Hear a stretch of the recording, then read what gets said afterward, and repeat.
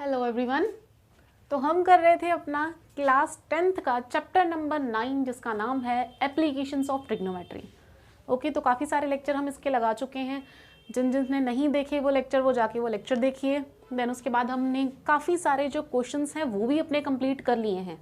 अब आगे उसका कुछ और क्वेश्चंस देखेंगे। तो सबसे पहले स्टेटमेंट पढ़ते हैं। स्टेटमेंट क्या है? A tree breaks due to storm. देखो स्टॉर्म की वजह से क्या हुआ है, जो ट्री है वो टूट चुका है। ओके, ब्रेक हो गया है वो।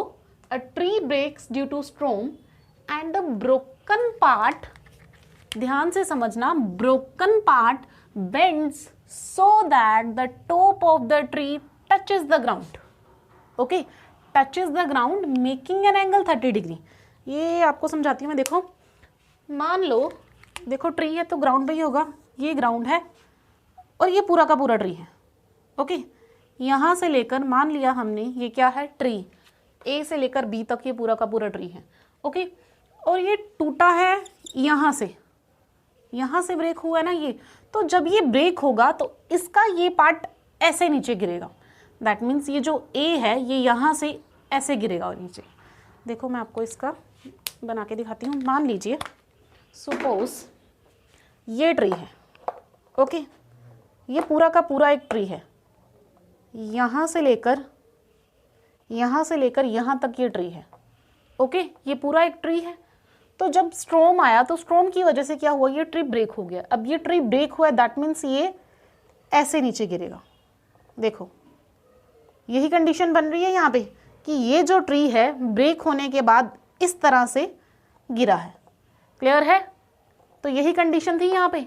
यही मैं आपको समझाने की कोशिश कर रही हूँ कि जब स्टॉर्म आया तो स्टॉर्म की वजह से क्या हुआ, ट्री यहाँ से ब्रेक हुआ और ब्रेक होने के बाद जो उसका टॉप मोस्ट पार्ट था वो टॉप मोस्ट पार्ट जाके कहाँ पे गिरा, ज़मीन के साथ टच हुआ। ओके, ग्राउंड के साथ वो टच हुआ। देखो ट्री गिरेगा तो वो ऐसे नहीं गिरेगा ना, वो ऐसे ही गिरेगा।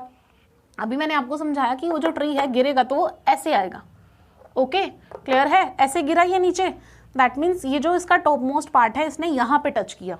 क्लियर है? First line, tree breaks due to storm and broken part, यही ब्रोकन पार्ट था ना इसका, ये इसका ब्रोकन पार्ट ऐसे गिरा नीचे। ब्रोकन पार्ट बेंड हो गया है वो, सो that the top of the tree touches the ground making an angle 30 degree. That means यहाँ पर वो जो एंगल बना रहा है वो 30 डिग्री का एंगल बना रहा है। यही बोला गया ना कि जो उसका बेंड पार्ट था, जो पार्ट बेंड हो गया है, उसने ग्राउंड के साथ जो एंगल बनाया है वो एंगल 30 डिग्री का बन रहा है। क्लियर?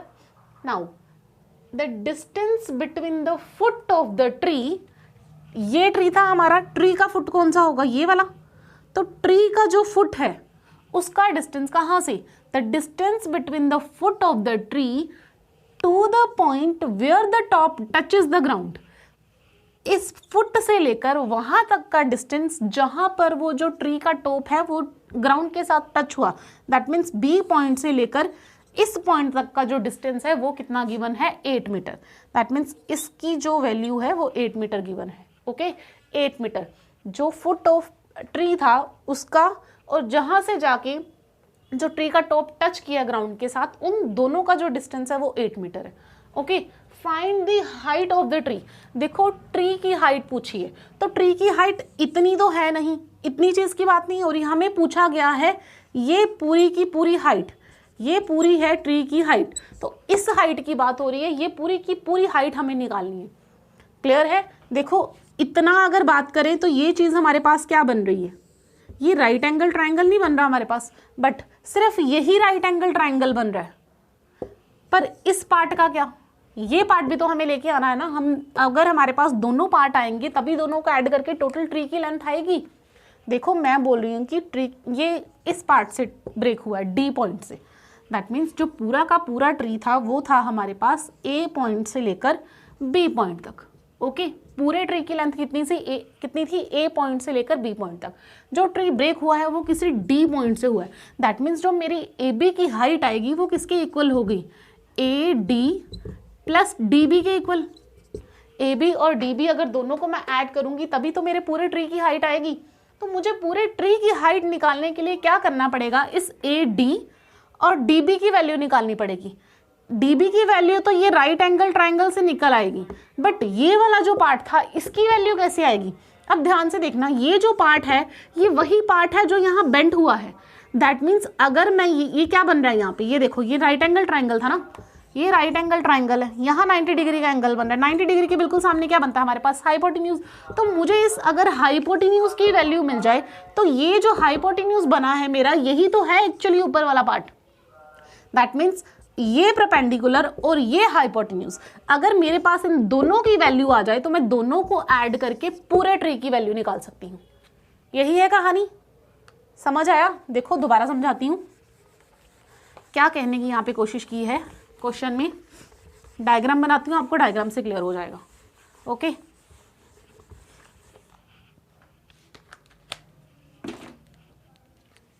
ये था हमारे पास एक पूरा का पूरा ट्री।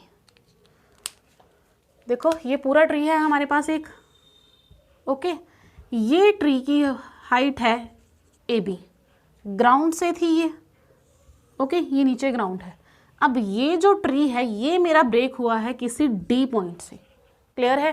तो D पॉइंट से जो ब्रेक हुआ वो नीचे आके गिरा। दैट मीन्स इसका जो ये A पॉइंट था ये नीचे ग्राउंड के साथ टच हुआ, तो ये कुछ इस तरह से टच हुआ ग्राउंड के साथ। क्लियर है? तो ये इस तरह से ग्राउंड के साथ टच हुआ। दैट मीन्स ये जो A पॉइंट था ना, ये मेरा A पॉइंट यहाँ पे आके टच हो रहा है, तो मैं इसको A' मान लूँ यहाँ पे कि ये क्या है? A'। क्लियर है? नाउ अब यहाँ से लेकर यहाँ तक की जो मेरे को वैल्यू थी वो गिवन थी, वो डिस्टेंस था 8 मीटर।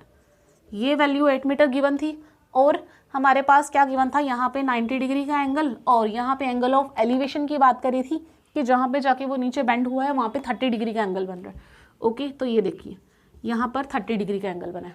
क्लियर है? मुझे दो चीज़ें फाइंड करनी है, एक ये और एक ये। दैट मीन्स एक मुझे परपेंडिकुलर चाहिए, एक मुझे हाइपोटेन्यूज चाहिए। मैंने आपको समझाया है हर बार कि जब भी हमें वैल्यू कोई भी निकालनी है तो टी रेशियो कौन सी अप्लाई होगी वो हम कैसे डिसाइड करते हैं? वैल्यू गिवन क्या है और फाइंड क्या करना है, ये दोनों चीज़ें लगा के, कि क्या वैल्यू हमें गिवन है और क्या वैल्यू हमें फाइंड करनी है, ये दोनों चीज़ें लगा के हम निकाल सकते हैं। सबसे पहले देखो, ट्राइंगल लेते हैं हम BDC या DBA'।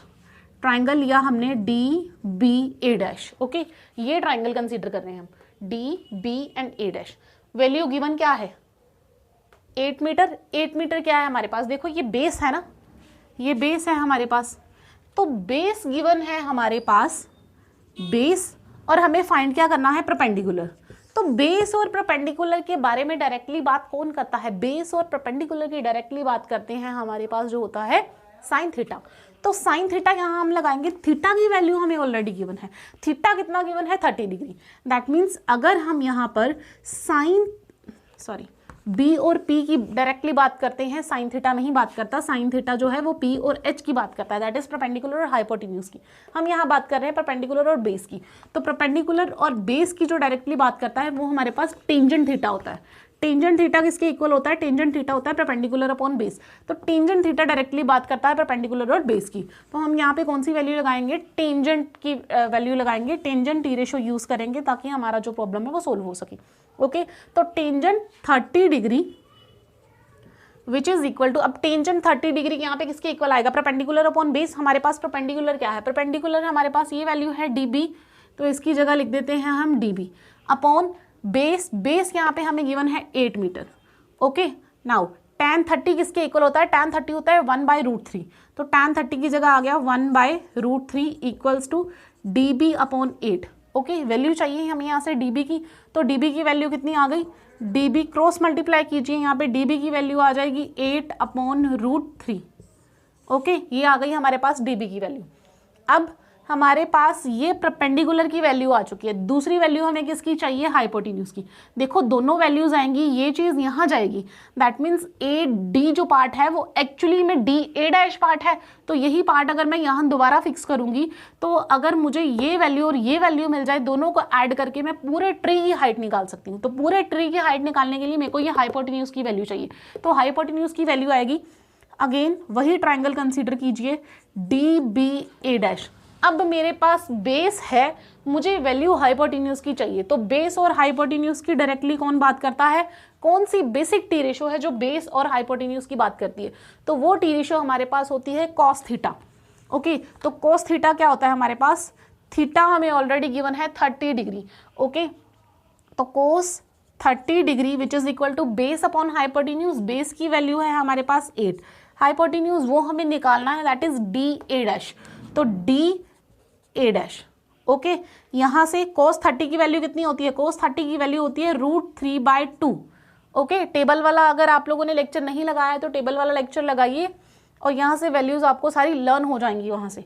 cos 30 √3/2 equals to 8/DA dash. तो यहाँ से DA डैश की वैल्यू निकालिए, DA डैश की वैल्यू कितनी आएगी, यहाँ से क्रॉस मल्टीप्लीकेशन कीजिए, DA डैश की वैल्यू आएगी 8 × 2/√3 विच इज इक्वल टू 16/√3। तो DA डैश की वैल्यू आ गई 16/√3। क्लियर है। अब वैल्यू हमें निकालनी किसकी थी, देखो यहाँ पे जो AD है वो किसके इक्वल होगा, DA डैश के, दोनों सेम ही है ना, क्योंकि यही वो पार्ट है जो क्या हुआ है, बेंट होके यहाँ गिरा है। दैट मीन्स अगर मैं DA लिखूं या DAD लिखूं या DA डैश लिखूं, दोनों बात सेम होगी। ओके, अब मुझे पूरे हाइट ट्री की हाइट चाहिए, तो पूरा ट्री क्या है मेरे पास, पूरा ट्री है AB, और AB किसके इक्वल है, AD प्लस DB।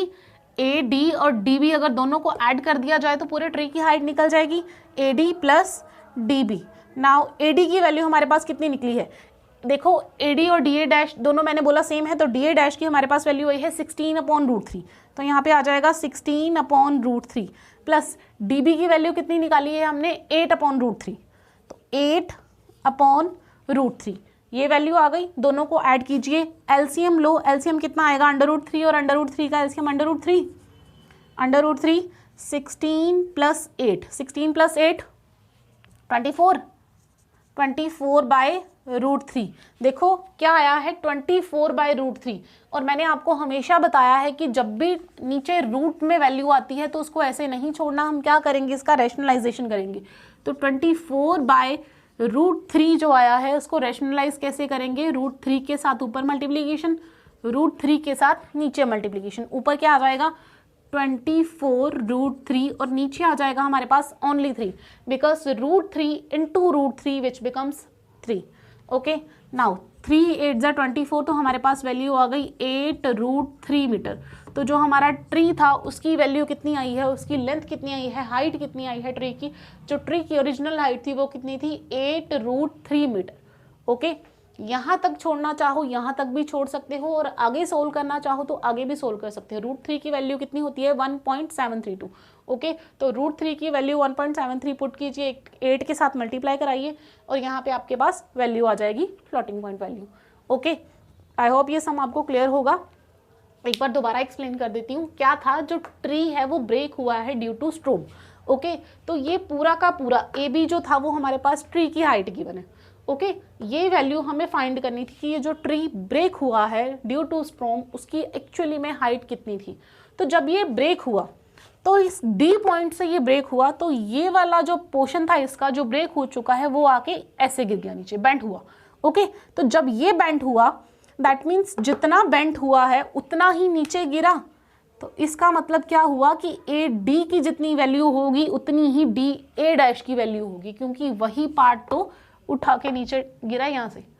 क्लियर है। तो हमने क्या किया, यहाँ से हमने अपनी 2 टी रेशियोज लगाई, एक टेंजेंट 30 डिग्री और एक कॉस 30 डिग्री। तो दोनों से हमने, एक से हमने P की वैल्यू निकाल ली, एक से हमने H की वैल्यू निकाल ली। तो P और H दोनों की वैल्यू अगर हमने ऐड की, क्योंकि यहाँ पे आएगी ना वही H की वैल्यू, तो P और H दोनों की जब वैल्यू ऐड करी तो हमारे पास आ गया 8√3 मीटर। क्लियर है।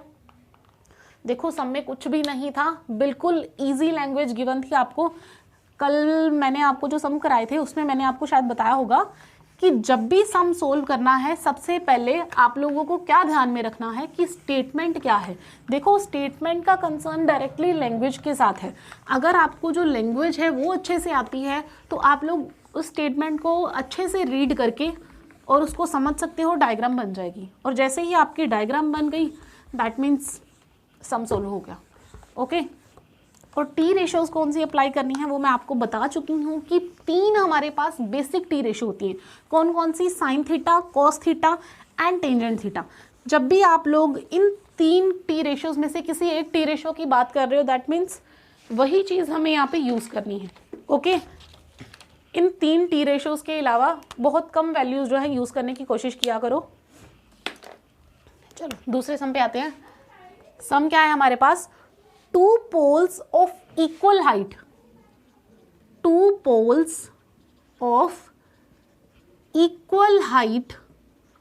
ओके, 2 पोल्स हैं हमारे पास, दोनों की हाइट क्या है, equal, are standing opposite, are standing opposite, are standing opposite to each other, to each other, दोनों एक दूसरे के ऑपोजिट खड़े हैं, and either side of the road, and either side of the road, कि रोड की दोनों साइड पे क्या है, एक पोल्स लगे हुए हैं, 2 पोल्स हैं, दोनों की हाइट सेम है। Either side of the road which is 8 metre wide, which is 8 metre wide, okay, which is 8 metre wide, from a point between them,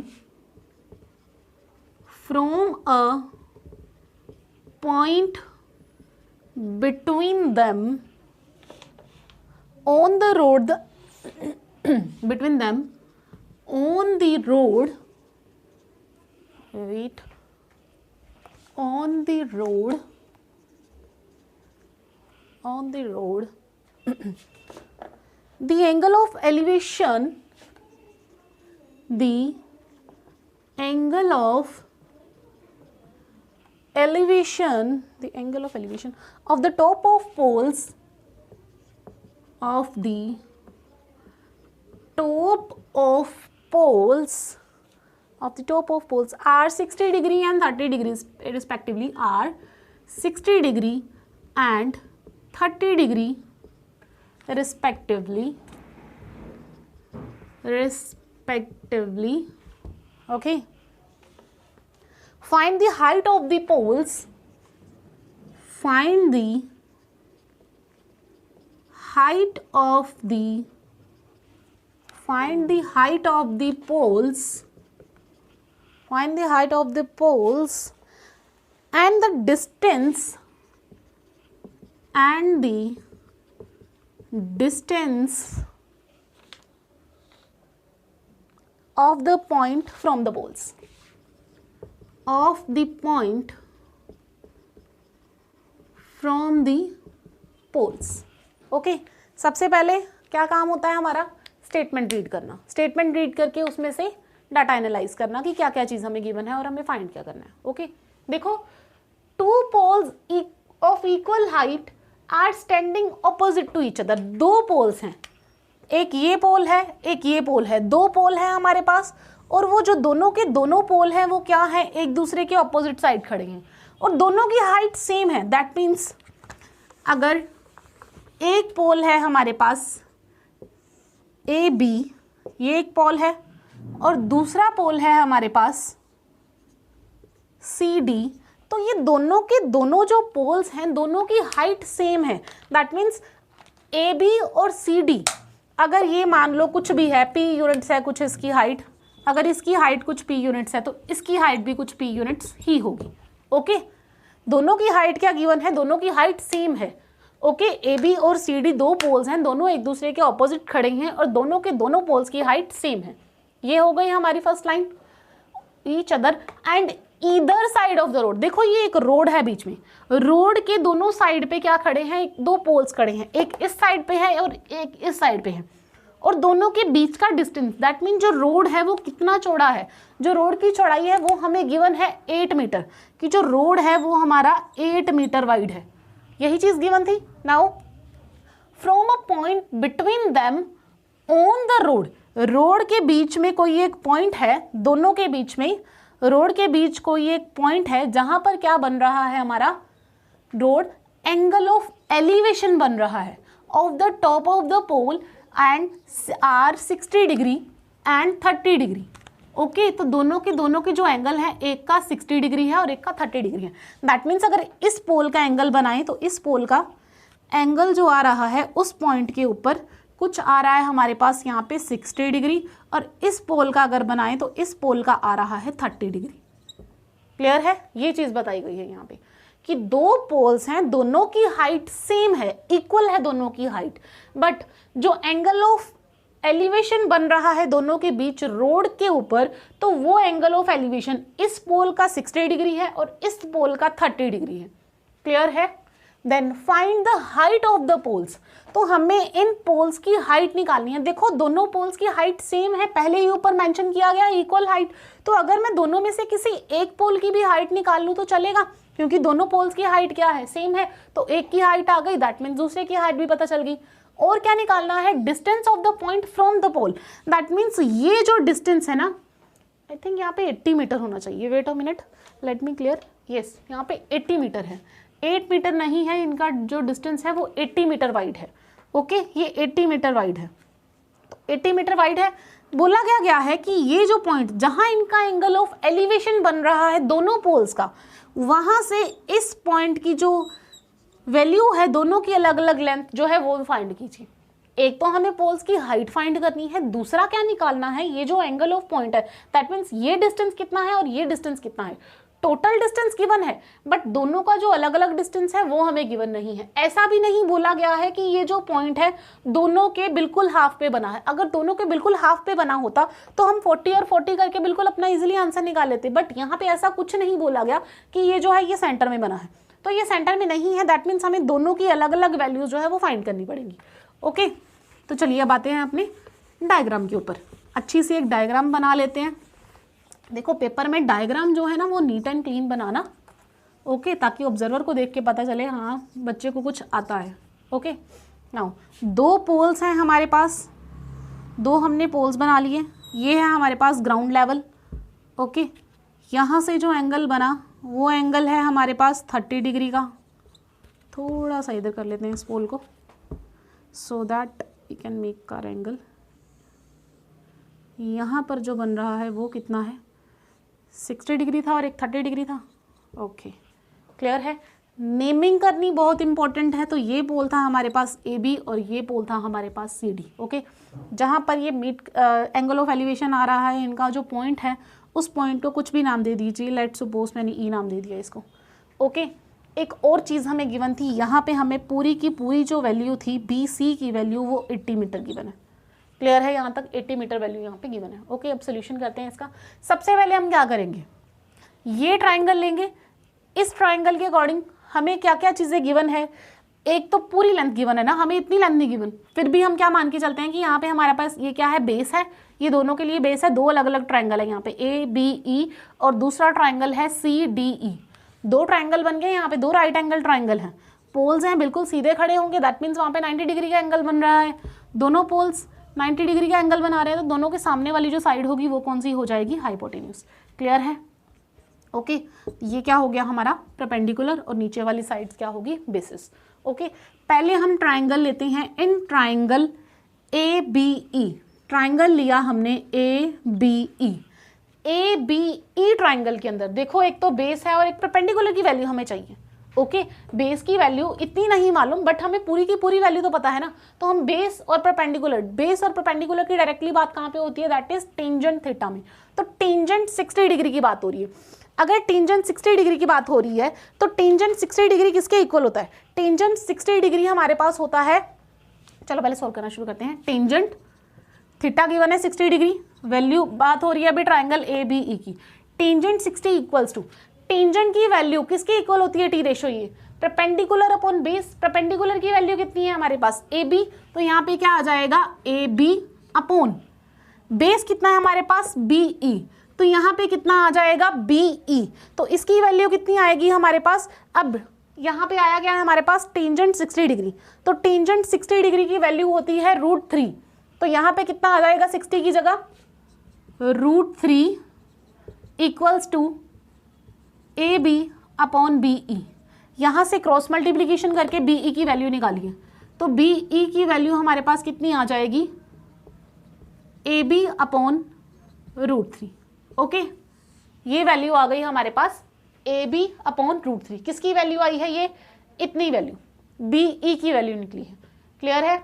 अब हमें दूसरा ट्राइंगल कंसीडर करना है। दूसरा ट्राइंगल हमारे पास कौन सा है, इन ट्राइंगल CDE। ओके, अब ट्राइंगल कौन सा लेना है, CDE। CDE ट्राइंगल में देखो हमारे पास ये क्या है, बेस। बेस जो है वो हमारे पास वैल्यू गिवन नहीं है, बट हमें इतना पता है कि इसकी जो पूरी वैल्यू है ना वो हमें पता है। ओके, तो DE, और यहाँ पे वैल्यू किसकी चाहिए हमें, हाइट ऑफ पोल। तो हाइट ऑफ पोल यहाँ पे क्या है, परपेंडिकुलर का काम कर रही है, दैट मीन्स बेस और परपेंडिकुलर की बात हो रही है यहाँ पे भी। तो बेस और परपेंडिकुलर के बारे में डायरेक्टली जो बेसिक टी रेशियो कौन सी आती है हमारे पास, टेंजेंट थीटा। तो यहाँ पे क्या आ जाएगा हमारे पास, टेंजेंट। और यहाँ पर एंगल कितना गिवन है, एंगल जो है थीटा जो है वो हमें 30 डिग्री गिवन है। तो यहाँ पे क्या आएगा, tangent 30 degree. Tangent 30 is equal to क्या होगा, परपेंडिकुलर अपॉन बेस। परपेंडिकुलर है यहाँ पे हमारे पास CD अपॉन बेस कितना है यहाँ पे, DE अपॉन DE। तो ये किसके इक्वल आ जाएगा, tan 30 की वैल्यू होती है 1/√3। तो कितना आ गया यहाँ पे, 1/√3 equals to CD upon DE। Okay, तो यहाँ से भी DE की वैल्यू निकालिए, किसके इक्वल आई, रुको, DE की जगह हम यहाँ पे क्या फिल कर सकते हैं, देखो आया क्या हमारे पास, 1/√3 equals to CD upon DE। यही वैल्यू आई है। देखो ये है हमारे पास DE। अगर पूरी वैल्यू मेरे पास गिवन है, पूरी कितनी है, BD which is equal to 80 metre. मेरे को किसकी वैल्यू चाहिए, DE की। तो देखो DE की वैल्यू अगर मैं यहाँ से निकालूं तो DE क्या बनेगा, DE मेरे पास आएगा BD माइनस BE। देखो अगर मैं पूरी में से, पूरी वैल्यू BD में से इतनी वैल्यू माइनस कर दूं तो मेरे पास ये चीज आ जाएगी। देखो यहां से लेकर यहां तक पूरी वैल्यू है BD। ओके, यहां पर कोई पॉइंट है E। पूरी वैल्यू मेरे पास 80 गिवन है। अगर मैं पूरे 80 में से इतना पोर्शन माइनस कर दूं, BE माइनस कर दूं, तो मेरे पास DE की वैल्यू आ जाएगी। वही चीज मैंने यहाँ पे करी है कि पूरी में से ये जो BE वाला पोर्शन था इसको माइनस कर दिया। ओके, क्लियर है ये चीज। तो यहाँ पे DE की जगह क्या लिख सकते हैं, देखो 1/√3 CD अपॉन DE की जगह क्या लिखेंगे, BD minus BE। Okay, BD minus BE, clear. That means 1/√3 equals to CD upon BD की वैल्यू कितनी है, BD पूरा मेरे पास गिवन है 80 माइनस BE, 80 माइनस BE। यहाँ तक क्लियर है, 80 minus BE।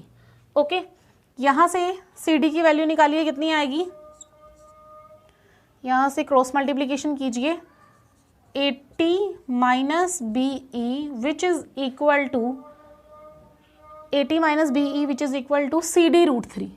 Okay, CD√3 cross multiplication हुई ना, यहाँ पे ये जो वैल्यू थी 1 के साथ मल्टीप्लीकेशन हुई और √3 जो था वो CD के साथ मल्टीप्लाई हुआ। तो वैल्यू कितनी आ गई, 80 minus BE, 80 minus BE which is equal to √3 into CD। Clear है। अब यहाँ से वैल्यू निकालिए देखो अब एक चीज यहाँ पे ध्यान में देना, ये यहाँ पर हमारे पास वैल्यू थी, दो पोल्स थे हमारे पास, एक पोल था AB और एक पोल था CD। और स्टार्टिंग में क्या बोला गया है कि दोनों पोल की जो हाइट है वो सेम है। दैट मीन्स AB और CD क्या है, इक्वल है। तो मैं AB की जगह अगर CD लिखूं या CD की जगह AB लिखूं तो चलेगा, दोनों के दोनों सेम है। क्लियर है। तो ये चीज मैं आगे यूज करने वाली हूँ, इसलिए मैंने आपको यहाँ पे बता दी है। 80 minus BE is equal to CD under root 3 आ चुका है। अब BE की वैल्यू कितनी है मेरे पास, BE की वैल्यू है AB अपॉन √3। तो BE की वैल्यू क्या आ जाएगी, 80 माइनस, चलिए यहाँ सोल्व करते हैं, यहाँ पे लाइन लगा देती हूँ, क्लियर हो जाएगा आपको। 80 माइनस BE की वैल्यू मैंने निकाली थी AB √3, तो यहाँ पर मैं BE की वैल्यू भरने लगी हूँ AB upon √3 which is equal to CD √3। Clear. अब मैं आपको क्या बोल रही हूँ कि जो AB है वो CD के इक्वल है। दैट मीन्स मैं यहाँ जो AB है उसको CD के इक्वल लिख सकती हूँ। AB मैंने अभी आपको बताया ना कि दोनों पोल जो हैं दोनों की हाइट क्या है, सेम है। दैट मीन्स अगर AB की जगह CD लिखूँ या CD की जगह AB लिखूँ तो चलेगा। तो यहाँ पर जो AB है मैं उसकी जगह CD लिख रही हूँ। तो यहाँ पे क्या आ जाएगा, 80 इक्वल्स टू AB की जगह CD लिखेंगे, यहाँ पे क्या है हमारे पास CD √3 माइनस है, उधर जाके क्या हो जाएगा प्लस AB अपॉन √3। क्लियर है। यहाँ पे कुछ गड़बड़ हो रही है, CD √3 अपॉन AB √3 क्लियर है यहाँ तक? नाउ सॉरी, ए बी की जगह मैंने क्या लिखना था यहाँ पे, सी डी। ओके, यही चीज़ थी। ओके, ए बी था ना यहाँ पे, तो ए बी और सी डी दोनों की हाइट सेम है। दैट मीन्स अगर मैं ए बी की जगह सी डी लिखूँ तो चलेगा। तो यहाँ पे क्या आ गया, यहाँ पे भी सी डी है, यहाँ पे भी सी डी है। इस चीज़ को अब सॉल्व कर लीजिए। 80 इक्वल्स टू, देखो जिसके नीचे कुछ नहीं होता 1 है, तो 1 और √3 का एलसीएम लोगे तो कितना आएगा, √3 ही आएगा। यहाँ पे कितना आ गया, √3। यहाँ पे सी डी कॉमन ले सकते हैं, पहले सी डी कॉमन ले लेते हैं, फिर मैं आपको एलसीएम लेके दिखाती हूँ। ओके, देखो यहाँ पे आया 80, सी डी दोनों में से कॉमन निकाला, यहाँ पे क्या बचेगा, √3/1 प्लस 1/√3। ओके, तो कितना आ जाएगा, 80 इक्वल्स टू, दोनों का एलसीएम लेंगे कितना आएगा, √3, यहाँ पे आ जाएगा 3 + 1 इंटू सी डी। देखिए √3 था ना यहाँ पे, तो √3 का जब एलसीएम लेंगे कितना आएगा, क्लियर है? ओके, यहाँ पे आ गया 80 equals to 3 + 1 4/√3 into C D. Okay, value किसकी चाहिए मेरे को, सी डी की वैल्यू चाहिए। तो सी डी की वैल्यू कैसे आएगी, इधर ले आइए इसको, 80 into √3/4 equals to C D. ये देखो ये 4/3 था ना, इधर मल्टीप्लीकेशन हो रहा है सी डी के साथ, उधर जाकर डिवाइड हो जाएगा। तो डिवाइड होगा तो वैल्यू रेसिप्रोकल हो जाएंगी, ऊपर आ जाएगा √3, नीचे आ जाएगा 4। अब 80 और 4 की कटिंग हो रही है, 4 2 8 20 आ गया। तो हमारे पास सी डी की वैल्यू कितनी आ गई, 20√3। देखो सी डी की वैल्यू कितनी आ गई, 20√3।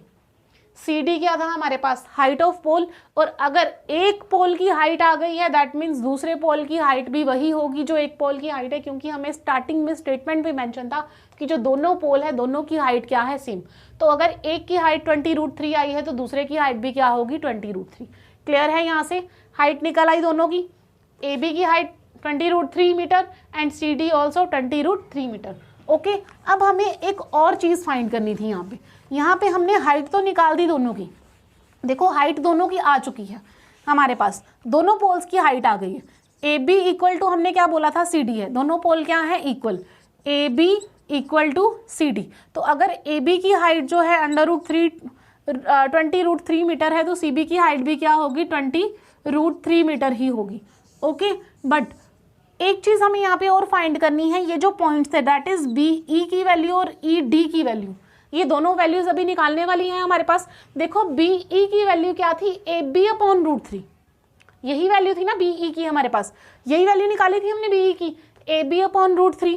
तो ए बी हमारे पास आ चुका है, बी ई की वैल्यू यहाँ से निकल जाएगी, A B upon √3, A B की वैल्यू हमने निकाली है 20√3 अपॉन √3, तो √3 कैंसिल, दैट मीन्स जो हमारे पास बी ई की वैल्यू आएगी वो कितनी आएगी, 20 मीटर। देखो ये जो बी ई है इसकी वैल्यू आई है हमारे पास 20 मीटर, बी ई की वैल्यू कितनी आई है, 20 मीटर। क्लियर?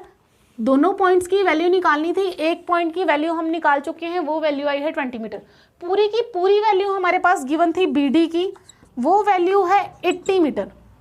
देखो अगर पूरी वैल्यू बी डी है उसमें से बी ई की वैल्यू 20 है, तो हमारे पास ई डी की वैल्यू आ जाएगी। ई डी की वैल्यू कैसे निकालेंगे, देखो हमारे पास टोटल वैल्यू क्या थी, टोटल वैल्यू थी हमारे पास बी डी की वैल्यू कितनी है, 80 मीटर। ओके, तो इस 80 में से अगर मैं ये 20 माइनस कर दूं तो ये चीज़ आ जाएगी। ये देखिए टोटल था मेरे पास बी डी को मैं कैसे लिख सकती हूँ, B E plus E D, पूरा था ना बी डी किसके इक्वल है, इन दोनों को प्लस करके, बी डी मेरे पास टोटल था 80, बी ई की वैल्यू अभी मैंने निकाली 20 प्लस ई डी, तो यहाँ से ई डी की वैल्यू आ जाएगी 80 माइनस 20 इक्वल्स टू ई डी। तो ई डी की वैल्यू कितनी आ गई मेरे पास, 60 मीटर। क्लियर है? तो दोनों की दोनों वैल्यूज निकल गई। हमने क्या क्या निकालना था, हाइट ऑफ पोल निकालनी थी, हाइट ऑफ पोल हमारे पास आ गई √3 मीटर। तो 20√3 मीटर इन दोनों पोल्स की हाइट थी, और हमने ये दो पॉइंट्स निकालने थे कि ये दोनों के जो डिस्टेंस है point of elevation, angle of elevation से वो कितना आ रहा है। तो इस पोल का डिस्टेंस कितना है, 20 मीटर, और जो दूसरा पोल है उसका डिस्टेंस कितना आ रहा है हमारे पास, 60 मीटर। क्लियर है? तो पोल्स की हाइट भी निकल गई और जो उनका डिस्टेंस था वो भी निकल गया। ओके, इसी तरह के सम आपको करने को मिलेंगे, बड़े ही ईजी सम है, कुछ नहीं है इसमें, बस आपको क्या करना है, स्टेटमेंट को अच्छे से रीड करना है। जब स्टेटमेंट अच्छे से रीड हो गई, डाटा एनालाइज कीजिए अच्छे से, डायग्राम बनाइए और आंसर निकालिए। ठीक है? और बेसिक टी रेशो कौन सी अप्लाई करनी है ये भी मैं आपको बता चुकी हूँ। क्लियर है? Thank you.